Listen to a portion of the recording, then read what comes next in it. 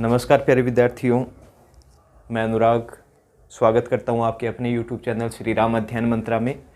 और आज एक विषय के अंतर्गत बात करते हैं और कृष्ण भक्त काव्य धारा के अंतर्गत आती हैं मीराबाई। अनन्य भक्त रहीं और माधुर्य भाव का उनका भक्ति भाव रहा, तो उन्हीं के ऊपर आज चर्चा कर लेते हैं। तो विषय रहा मीरा। कक्षा 11 में अध्याय है मीराबाई। तो मीराबाई का कवित्री परिचय अपने पढ़ लेते हैं। तो सबसे पहले इनके जन्म के बारे में बातचीत कर लेते हैं। वैसे ही करना है। जन्म की बात करें तो इनका जन्म हुआ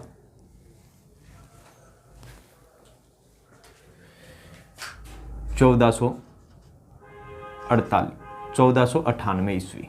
1498 ईस्वी ये तो हो गया इनका जन्म। और आपसे पूछ ले जन्म स्थान कौन सा है, तो जन्म स्थान है साथियों कुड़की ग्राम। कुड़की ग्राम, और कुड़की ग्राम कहाँ रह जाता है? मारवाड़ रियासत। कहाँ? मारवाड़ रियासत उस समय की। तो इनका जन्म कहाँ है? कुड़की ग्राम, मारवाड़ रियासत। ठीक है, फिर इनके निधन की बात करते हैं। निधन इनका कब रहा? ज़्यादा आयु तक ये जीवित नहीं रह पाई थी और इसका कारण भी रहा था। और इसका कारण ये रहा था कि मीरा जी के जो पति थे, जिनके साथ शादी की थी इन्होंने, भोजराज, वो भी युद्ध में रहते थे। और जब वो नहीं रहे युद्ध में, जब उनका निधन हो गया, तो मीराबाई भी विरह व्यथा में रहती थी और कृष्ण को ही अपना सब कुछ बना लिया था। तो उसके बाद में वे यात्राओं पे चली गई थी और घर पे उनका इतना मोह नहीं था, भक्ति भाव में रहते थे। तो बस भक्त को क्या चाहिए? लंबी आयु नहीं बल्कि ईश्वर की प्राप्ति, इसलिए इनकी आयु इतनी कम रही। तो निधन इनका है साथियों 1546 ईस्वी। देखो, जनश्रुति है कि साथियों की अंतिम समय में ये कहाँ चली गई थी? अंतिम समय ये चली गई थी गुजरात के रणछोड़दास मंदिर में, द्वारका। और वहीं पे उन्होंने अंतिम सांस ली थी और कृष्ण की मूर्ति में माना जाता है कि ये समा गई थी। तो आप निधन के बारे में ये लिख सकते हो, रणछोड़ दास मंदिर,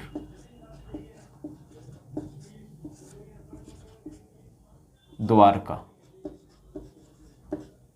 ऐसे लिख लीजिए या ऐसे,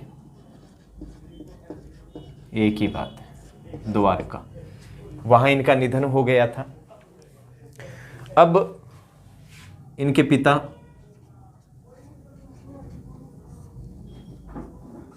का नाम था रतन सिंह। क्या नाम था? रतन सिंह। फिर बात करते हैं, इनका विवाह हो गया था मेवाड़। साथियों, इनका विवाह हुआ था मेवाड़ के महाराणा सांगा रहे थे, जिनका पूरा नाम है महाराणा संग्राम सिंह। उनके जो ज्येष्ठ पुत्र थे, ज्येष्ठ का मतलब बड़े पुत्र, और बड़े पुत्र का नाम था भोजराज।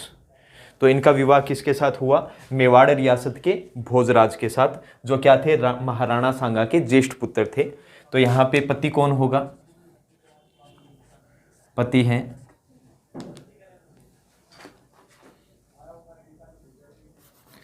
पति हो जाएंगे इनके भोजराज।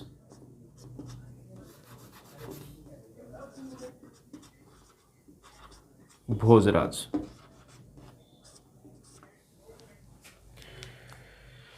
फिर बात करते हैं गुरु की। गुरु इनके रहे रैदास। रैदास का पूरा नाम क्या है साथियों? रविदास। और ये कौन सी भक्ति धारा से थे? ये थे निर्गुण भक्ति धारा से, निर्गुण भक्ति धारा से। ये तो हो गई मीरा जी के बारे में, जन्म, निधन, पिता कौन थे, पति कौन थे और गुरु कौन थे। अब मीरा जी ने कृष्ण भक्ति में लीन होकर कुछ रचनाएं भी लिखी थी और अनेक रचना संग्रह इनके हैं, तो इनकी रचनाओं के बारे में भी अपनी थोड़ी चर्चा कर लेते हैं। तो इसके बाद में आप एक बिंदु लगाएंगे बढ़िया वाला, देसी घी वाला, आप लिखेंगे रचनाएं।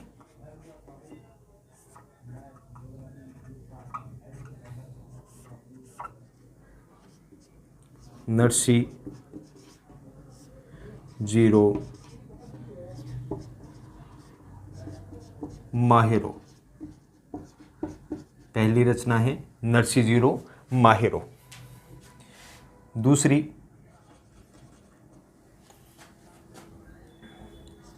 गीत गोविंद की टीका। एक और रचना इनकी है राग गोविंद,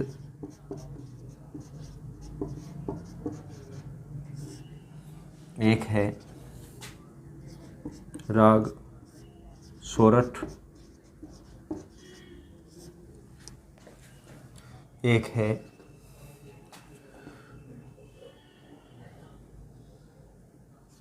मीरा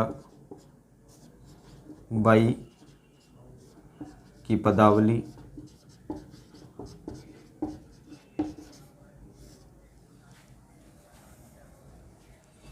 एक इनकी रचना है सत्य भामा नु रोशना, सत्य भामा ना रोशना।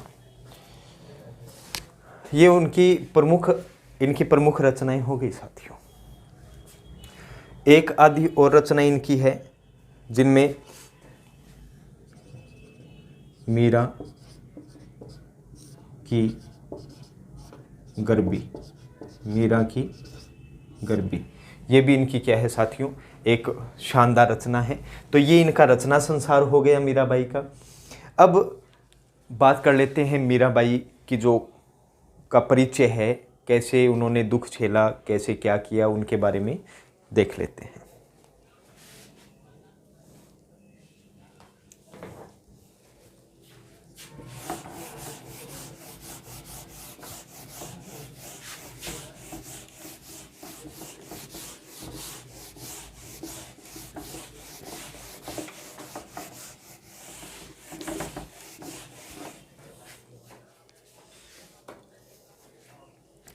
अब है अगली हेडिंग, आप क्या लगाएंगी?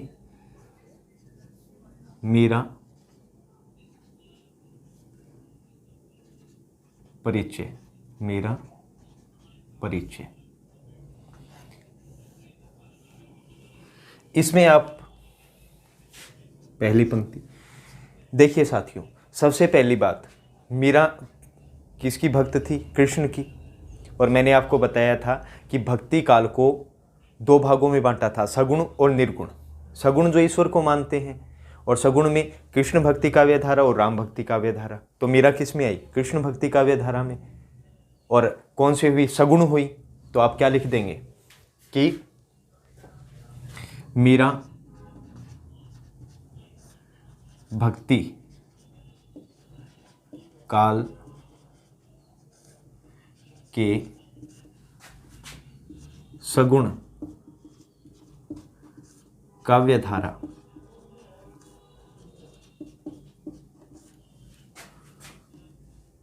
मीरा भक्ति काल के सगुण काव्य धारा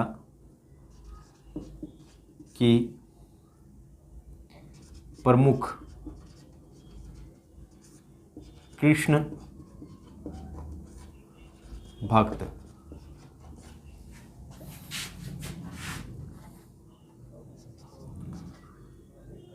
कवियत्री हैं, कवियत्री हैं। ये तो होगी इनकी पहली विशेषता। अब साथियों, मैंने आपको लिखवाया कि इनके गुरु का नाम क्या था, रैदास। और रैदास क्या थे, निर्गुण धारा से थे। और निर्गुण में कौन आ जाते हैं, संत, जो ईश्वर को नहीं मानते।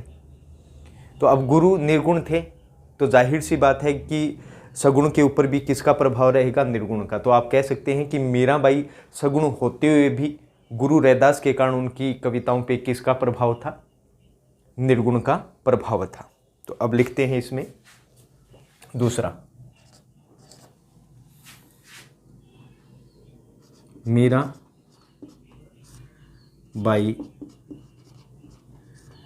की कविता पर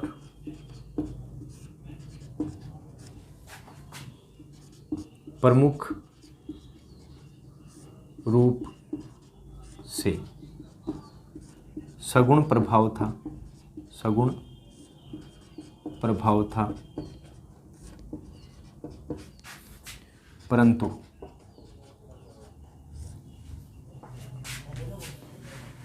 गुरु रैदास जी के कारण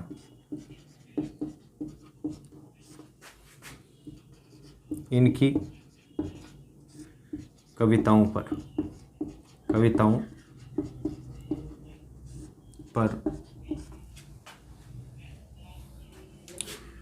निर्गुण का भी प्रभाव था। ये चीज हो गई साथियों, ठीक है। अब आपको पता है कि जब इनका विवाह किसके साथ हुआ, महाराणा संग्राम सिंह के ज्येष्ठ पुत्र भोजराज जी के साथ। अब जब भोजराज जी, अब उनका कार्य क्या, युद्ध करना। अब भोजराज जी भी क्या कर रहे थे, युद्ध कर रहे थे।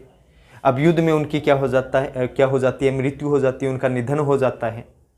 तो उस समय जब जो कुरीतियाँ चलती थी, प्रथाएं चलती थी, उसके अनुसार क्या होता है कि जब कोई विधवा हो जाए तो उसे सती होना होता है।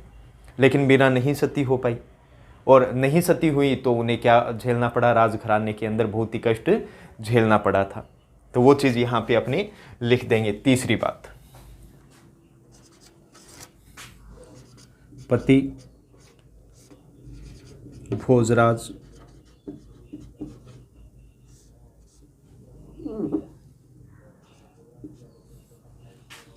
के निधन के बाद तत्कालीन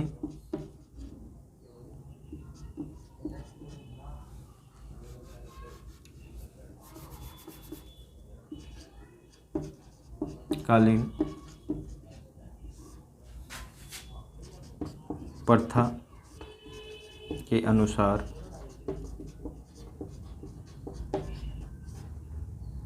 मीरा सती नहीं हुई।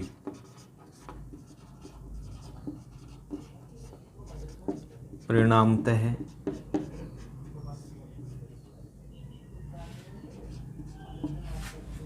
उन्हें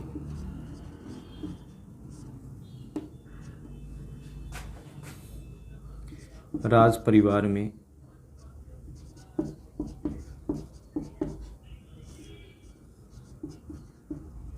काफ़ी कष्ट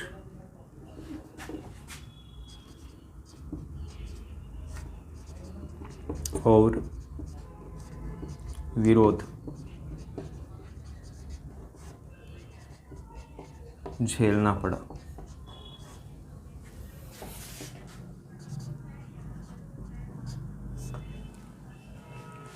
पति भोजराज के निधन के बाद तत्कालीन प्रथा के अनुसार मीरा सती नहीं हुई। परिणामतः उन्हें राज परिवार में काफ़ी कष्ट और विरोध झेलना पड़ा।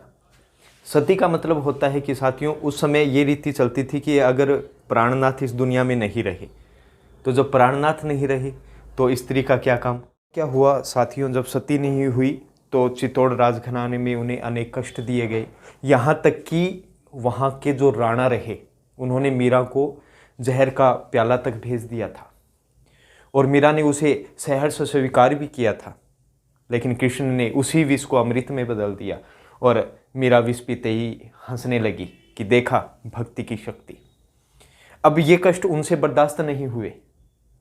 इसके अलावा उनके आगे ताला लगा दिया गया, जगह जगह चौकी बिठा दी गई जहां पे सैनिक खड़े कर दिए गए। अनेक कष्ट उन्होंने सहन किए और अनेक कष्ट सहन करने के पश्चात तो वो कहाँ चली गई? मेड़ता चली गई। और मेड़ता कौन था? उनका चचेरा भाई जयमल। जयमल ने कहा वहां क्या करेगी रह के, यहां आ जा। वही देखते हैं। 4 नंबर इनकी विशेषता रहेगी चित्तौड़ राजघराने में अनेक कष्ट सहने के पश्चात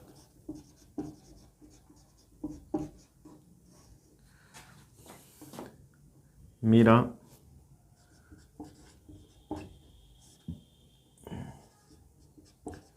अपने चचेरे भाई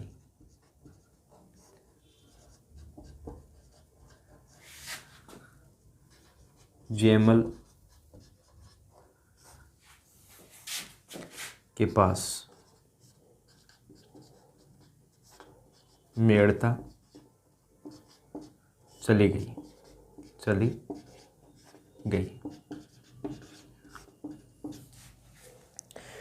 अब मित्रों, मेड़ता वहाँ कुछ दिन रही। अब मेड़ता में सदैव युद्ध की स्थिति बनी रहती थी और मीरा को करनी कृष्ण भक्ति। अब युद्ध, अहिंसा और हिंसा में बहुत अंतर होता है, भक्ति और योग में भी अंतर होता है। तो मीरा का वहाँ भी मन नहीं लगा। अब मीरा ने सोचा क्यों न देश की यात्रा की जाए, उन स्थानों पे जाएं जहाँ कृष्ण रहते थे और कृष्ण की यादें जहाँ जुड़ी हैं। तो अब उसके पश्चात मेड़ता से मीरा पुष्कर चली गई और पुष्कर होते हुए वो कहाँ चली गई? वृंदावन चली गई। और वृंदावन कुछ दिन वहाँ पे रही और उनकी मुलाकात वहाँ किससे हुई? कृष्ण भक्त जीव गोस्वामी से हुई। देखते हैं। 5वां है मेड़ता से मीरा पुष्कर अजमेर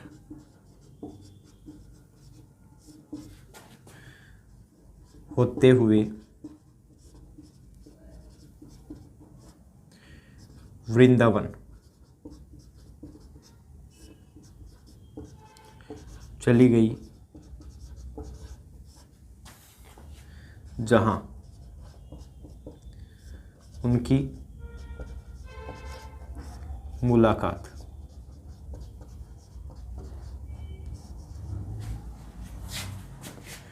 कृष्ण भक्त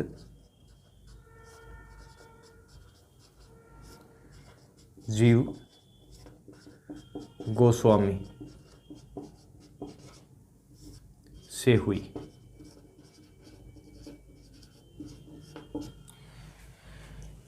अब वृंदावन वो रही। अब वृंदावन के पश्चात उनका जो अंतिम समय है, वृंदावन से वो गुजरात द्वारका चली गई और द्वारका के रणछोड़ दास मंदिर में वो कृष्ण के लिए भक्ति भाव करती रही और वहीं अपना अंतिम समय बिताया। और एक सेठ थे जो मंदिर में रोज आते जाते रहते थे। वो मीरा को सदैव देखते थे कि बड़े अच्छे से भक्ति भाव कर रही हैं। अब जब एक दिन वो सेठ गए तो उन्होंने देखा कि जहाँ कृष्ण की मूर्ति है वहीं मीरा का जो ओढ़ना है वो थोड़ा सा बाहर निकला हुआ है। तो उनको समझ में आ गया कि अब मीरा नहीं रही और वो कृष्ण की मूर्ति में समाहित हो गई और कृष्ण जी ने उनको अपने पास बुला लिया। साथियों देखते हैं। मीरा अपने अंतिम समय में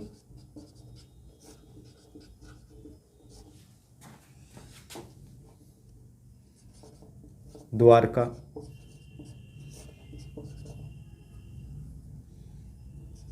चली गई, जहां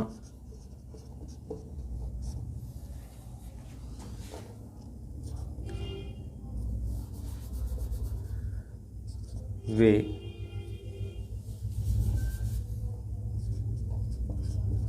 स्थित रणछोड़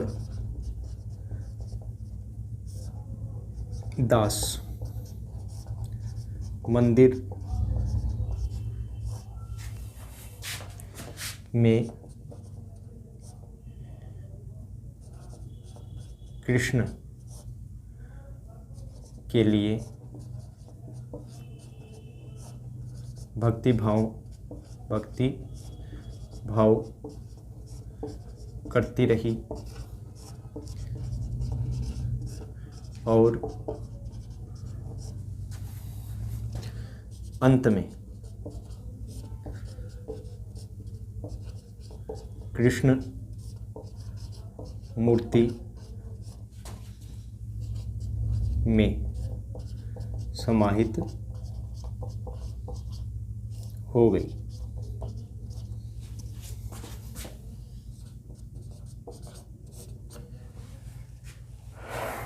तो साथियों, ये है मीरा परिचय कि मीरा का परिचय क्या रहा, कैसे उन्होंने कष्ट के साथ कहाँ कहाँ दिन बिताए और अंतिम समय अपना कहाँ बिताया साथियों।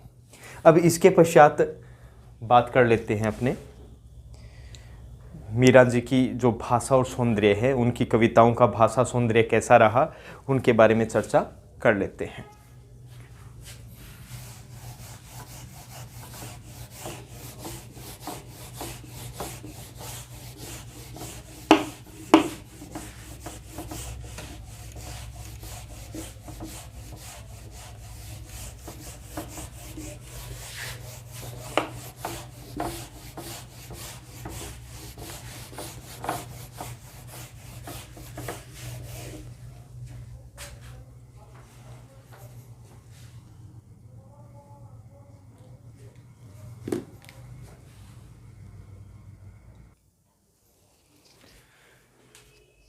तो इसके अंदर एक टॉपिक अपने लिखेंगे।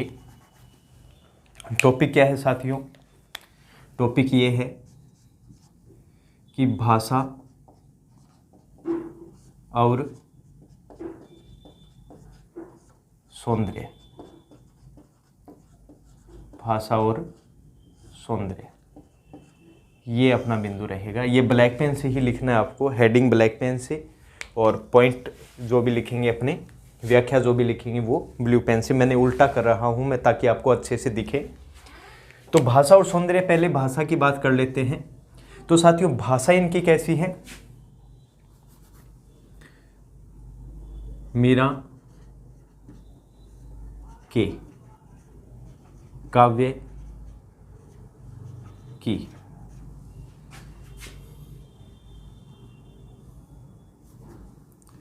मूल भाषा, मूलतः भाषा राजस्थानी है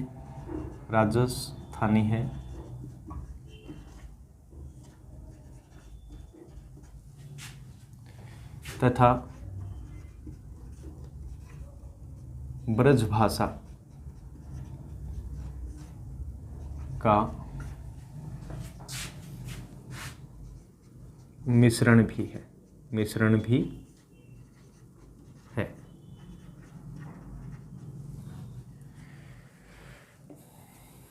या आप कह सकते हो, या राजस्थानी मिश्रित ब्रज भाषा, राजस्थानी मिश्रित ब्रज भाषा के साथ गुजराती भाषा का भी पुट है। ये तो हो गई भाषा की बात। दूसरा आप लिखेंगे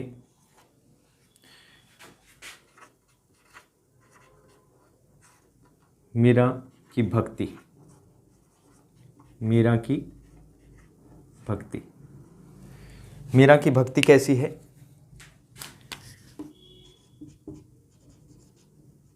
माधुर्य भाव। मीरा की भक्ति कैसी है? माधुर्य भाव। माधुर्य का मतलब मधुरता के साथ।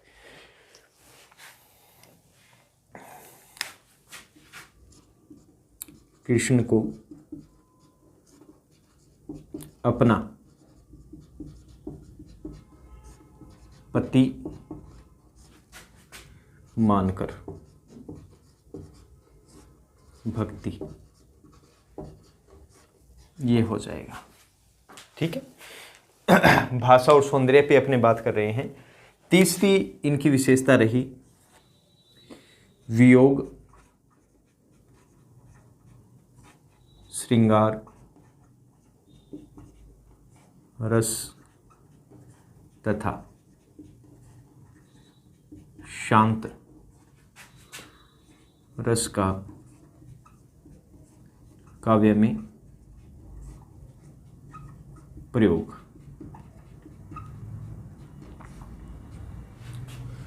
श्रृंगार, वियोग श्रृंगार रस और शांत रस का काव्य में इन्होंने प्रयोग किया है। शांत रस का तात्पर्य होता है कि वैराग्य की भावना, और श्रृंगार रस और जिसमें वियोग, संयोग और वियोग दो होते हैं। वियोग में सदैव विरह रहता है, रोना धोना रहता है, जबकि संयोग की बात करें तो हंसना खेलना होता है, मुस्कुराना होता है। ठीक है, तो ये है। अब मीरा जी के काव्य की चौथी विशेषता क्या रही है मित्रों? चौथी विशेषता है कि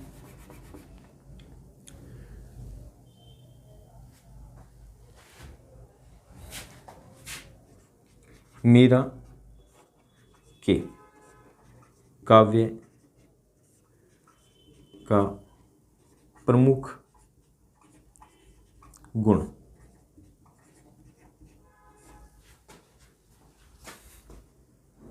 माधुर्य, सादगी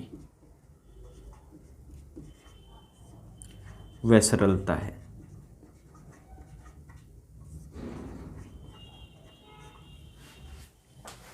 मीरा के काव्य का प्रमुख गुण माधुर्य, सादगी व सरलता है।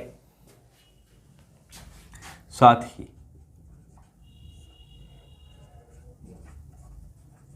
कृष्ण प्रेम की मार्मिक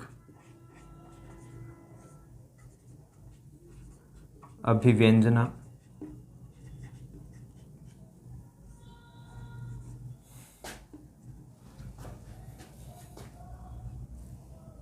तथा मिलन का उल्लास है। मिलन का उल्लास है। अगला और अंतिम इनकी विशेषता है काव्य की, और विशेषता क्या है कि देखिए, मैंने बताया था कि भक्ति काल को 4 भागों में बांटा, और उसमें निर्गुण में थे सगुण और निर्गुण। और निर्गुण की बात करें तो ज्ञानाश्रयी और प्रेमाश्रयी। और प्रेमाश्रयी मुख्यतः सूफी कवि। सूफी कवि जो प्रेम ऐसा मानते हैं कि प्रेम के द्वारा ही किसको प्राप्त किया जा सकता है? ईश्वर को प्राप्त किया जा सकता है। प्रेम के बगैर ईश्वर प्राप्त नहीं होता। तो मीरा जी ने किसके प्रति प्रेम दिखाया है? कृष्ण के प्रति। तो अपने कह सकते हैं कि मीरा पर सूफी कवियों का प्रभाव भी देखने को मिलता है। और ये बात किसने कही? आचार्य रामचंद्र शुक्ल ने। तो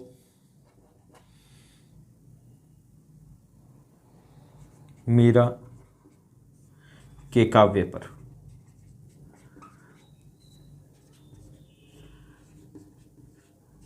सूफियों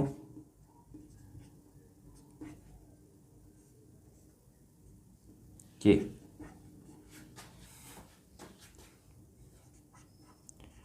प्रेम काव्य का प्रभाव भी दिखाई देता है।